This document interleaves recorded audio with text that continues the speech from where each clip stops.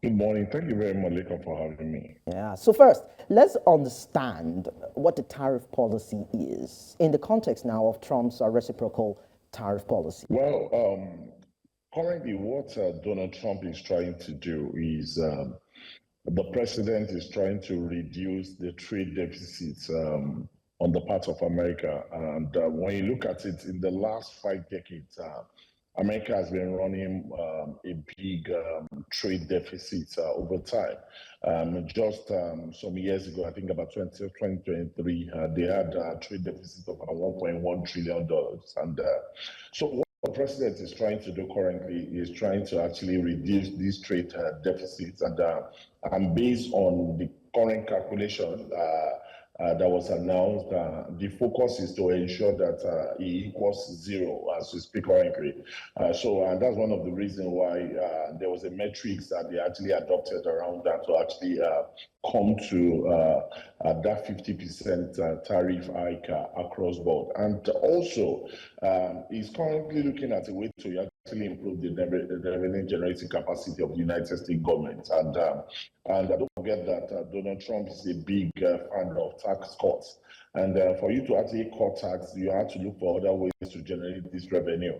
And so I want to believe that the president is actually looking for a way to actually improve the generating revenue generating, and so that in the long run, he can actually look at cutting rates as he has actually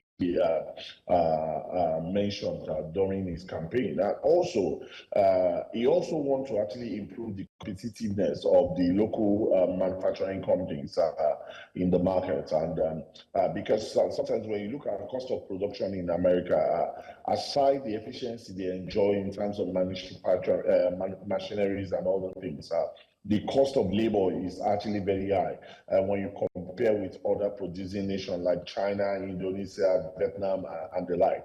So what he's trying to do is to actually make American products also very competitive in the market, and also a way to actually increase the prices of imported products. And if you look at it overall, the focus is to actually benefit American citizens in the long run. But what happens in the short run is something is another thing entirely, because in the short run it could actually impact the economy negatively. So that is where we need to come to now, the impact it would have not only on the American economy, but of course on Nigeria's exports. Now, of course, we understand that Nigeria has about 27% tariff imposed on US goods. Now, do you think that a country like Nigeria, owing to the fact that it might make such exports unattractive, that probably there should be some sort of adjustments on its tariff to show a bit of trade fairness?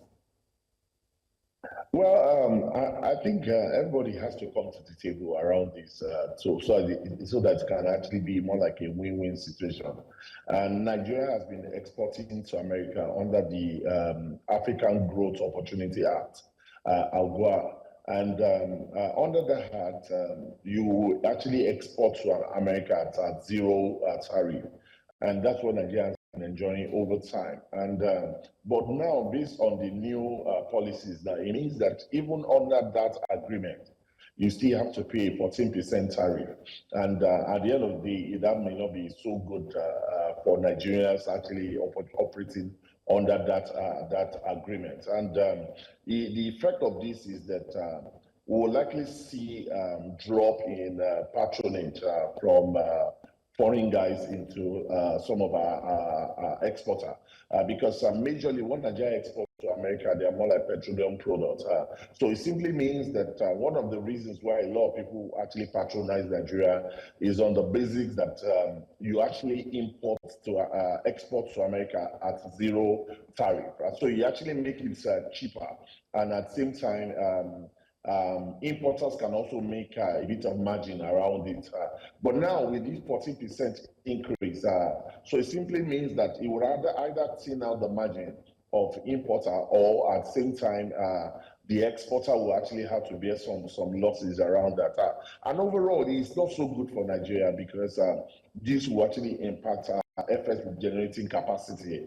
It's always very difficult for looking for new partners across globally, most especially when you already have now for a long time around some product line. And this product that we're talking about, they are more like petroleum products. That is not something that you sell in the spot market. You or mostly trade these products in forward market. So it simply means that it comes with an agreement to actually trade with this person for a long time. And if, based on this, most experts are need to unplug from that directions, it simply means that they will have to now start shopping for new buyers across the line.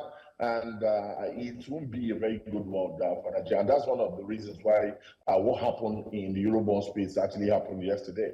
We saw big sell-off in the Eurobond space because we view that it will actually impact our FX generating capacity. And that's one of the reasons why we saw what happened in the market. All right, so now doesn't this new trade tariff threaten Nigeria's participation in the African Growth and Opportunity Act? We know that, South Africa has actually been on the fringes of this owing to the sanctions from the US. And now it seems as though Nigeria might also be losing out. I mean, we're looking at an act that actually offers duty-free access to the markets. Yeah. Like I mentioned earlier, we will actually be losing out on this seriously. Like I said, this will increase the cost on the part of Nigeria exporter. And another thing also is that it will actually reduce their margin. And before now, it was South Africa that a lot of people were looking at in Africa that was on the list. But now it's more like looking at something that is cutting across. Ghana already on the list, Mauritius on the list, Ethiopia is on the list, and ample of other African nations. But what the American government has done is that the reciprocal tax is more like 50% of whatever you are charging us is what we'll charge you. And so Nigeria is currently charging America about 27%. So that 50% of that comes to about 13.5. So when you actually round that up, that's how they actually come about that 14% that Nigeria is going to be charged. So it's not a very good one. It's going to affect African trade. And that's one of the reasons why I'm a big proponent of the AFTA agreement, where we need to actually increase trade among African nations. And that's more would have been more like an exit opportunity for some of these things. So it simply means that we'll prioritize this trade among African nations before considering actually moving outside the continent. And but with what has happened now, this will actually impact African nations seriously. Of course, it's going to have effect on the U.S. Economy as well. And like I mentioned, in the short run, it will have effect on the U.S. economy because in no time we'll start seeing the impact of this in price of goods and services in the United States. And after what that would mean is that will also mean that interest rates will have to go up because of inflationary pressure that will actually follow. And so that means that it will become more like a roller coaster. America is just coming back from after over 9% inflation figure. America is just coming back to fall within the inflation border that they have actually set. But now with this new policy, it will likely take America outside that band again. And what that will also mean is that the cost of borrowing will go up in the United States. The cost of mortgage will go up in the United States. So it is not something that's only peculiar to the emerging economy. It's across board. And that's one of the reasons why WTO, World Trade Organization, was out in the market yesterday trying to condemn the action of the United States president, because what they were trying to work is that get to a level where trade can move across the globe at minimum or at no tariff, just to actually foster that relationship and improve productivities across the globe. I like the fact that you talked about the implication around inflationary pressures with this particular tariff, because a lot of people are actually wondering what is it that Trump is actually huffing and puffing about. But then let's go these routes. Now, some economists say that this trade war with the US wouldn't have sufficed if countries had taxed their exports to improve profit for local industries and raise revenue, rather than having to tax US goods being imported at 27%. I don't know if that could have, avoided this particular issue. Well, I think at the same time, we also almost come to the same junction. Imagine you taxing exports. If you are taxing exports, what it will mean is that the cost to exporter will go up. And at the end of the day, when the product gets to the global market, that's international market, there may be every tendency that manufacturer may not be able to compete because of efficiency or lower production cost in other clients. And at the end of the day, it means that that will actually affect that particular manufacturer or exporter. So if you look at it all in all, it will still fall almost all in the same bucket. And I think on the part of the United States, to be fair, to a great extent, they've been the fact that over time they've allowed tariff to be before now, their average tariff is just about 3%. Even with this adjustment now, when you look at the average tariff, it comes to about 7.8 thereabout.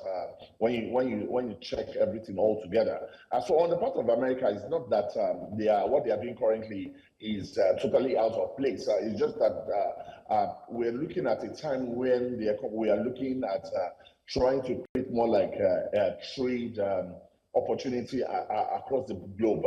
So it doesn't look like a very good time where you want to start trade war. Don't forget, in 2020, we battled COVID. Just after we are coming out of COVID, we had to battle the crisis between Ukraine and Russia. And when about the time the global economy is actually settling up, and on the part of Nigeria, don't forget that we are more like a laggard in this regard, because currently it's about the time that normalcy is returning into our economy, and now we're already seeing another level of global economic crisis, which is more like this global tariff increase. So it's not totally a good one, like I mentioned earlier on. And also, when you compare the fact that maybe we should have taxed exported goods, at the same time it will also impact our exporter as well, because it means that the cost of their product may not be competitive in the outer world. So, well, you said in the outer world. I thought you were going to say in the U.S. So, if the exports now, Nigeria's exports to probably the U.S. becomes unattractive because, of course, the U.S. is trying to improve or support its local industries, are there alternative markets, maybe China, maybe Russia, maybe Europe, that could be viable markets for Nigeria's exports? So, for Nigeria, we are not extremely exposed like that. And when you compare us to nations like South Africa, Lekon, the only product we actually will say we export to America is more like petroleum products. And even as we speak currently, we have local demand for some of these products. But just because we need to generate effects as well, and that's one of the reasons where we are still following the agreements around honoring our long-term contract with some of these partners. Because as we speak currently, we are doing 1.5 million barrels. What will belongs to Nigerian government is about 750,000 barrels when you look at about 50-50 JV. So it simply means that by the time you allocate to that refinery and other local refinery, you may not actually have so much for you to actually bother about. But when you start looking at more like manufacturer within Nigeria, like a Dangote, that want to export more like a jet fuel down to United States. Before now, it would have been exporting at zero tariff. But with the current new regime now, it simply means that there will be a markup of about 40% on the price. So what will happen is that it's either Dangote will have to reduce its price to absorb some of this tariff, or fully allow the importer to actually take up this cost. But the problem with importer taking up the cost is one of the things that I've mentioned earlier on, is the fact that, are you sure that the prices, based on the prices, Dangote jet fuel will be competitive out there in the United States? And these are some of the problems that we currently have on the table that we need to actually attend to. But on the part of the Nigerian government, I don't think we are that exposed, because we don't have areas of products that we actually export to the United States compared to countries like South Africa and other emerging nations. That's interesting. We are not that exposed and we're looking at the possibility of losing about 4.59 trillion naira. Looking at this particular in trade policy by Trump. But then now, any drop in export revenue could strain Nigeria's foreign exchange reserves. It's one of the things I highlighted. Now, how do you think that Nigeria should address this matter? Should it match aura for aura, or probably engage in improved trade negotiations with the U.S.? Well, Nigeria does not have the capacity to want to match aura for aura. This is a very good time for Nigeria to actually sit on the table and negotiate around this. It's not a time we don't even have the capacity to go out there for a trade war. It will not be that good for us as a nation. And don't forget, we're already charging 27% on imported goods from United States, and this 27% is more like average. And don't also forget that Nigeria tariff system is not country based. We don't charge those tariffs based on the fact that it's coming from the United States. No, our tariffs is based on product. If you are bringing in a used car, there's this level of tariff you pay on it. If you are bringing in maybe agricultural product, this level of tariff you pay on it. So it is not country based. So in this regard, it simply means that if you want to sit with United States on this, it means that we have to start talking about concessions. And we can actually make this happen under the same agreement that Nigeria actually operated since 2020. That is the African Growth Opportunity Act. It's more like a reciprocal action on the part of government to actually come to the table and negotiate around this. So I don't think it's a time for Nigeria to want to go all out there for a trade war, but it's time for us to actually sit down on the table. Because like you said, this is not a good time for Nigeria to want to actually lose any level of FX revenue. Reserve has plummeted. When you look at where we were in January and where we are here currently, we have actually expended over $2 billion in the reserve to actually meet obligations in the market. If we continue in that stride and without considerable aggression to the reserve, it gets to a level that where it will actually spring up panic in the market, and that will further put pressure on Naira. So we need to actually sit on the table. And while we are doing that, we also need to actually find a way to diversify away from petroleum products as well. We need to find a way to also diversify away from the United States as well, because this is not a very good time for anyone to actually want to concentrate on a particular country. We have seen the effect of having more like a concentration risk now, because a major part of our products is going to United States. Now we can see how the impact of that action will actually affect our reserves. So we need to find a way to actually diversify across boards and across product line. Well, I tell you, actually, staring at the possibility of an exponential global trade war.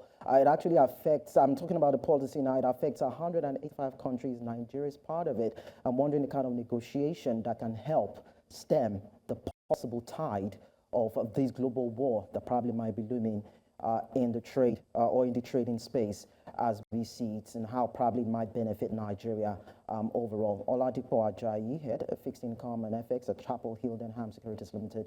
Thank you so much for your time.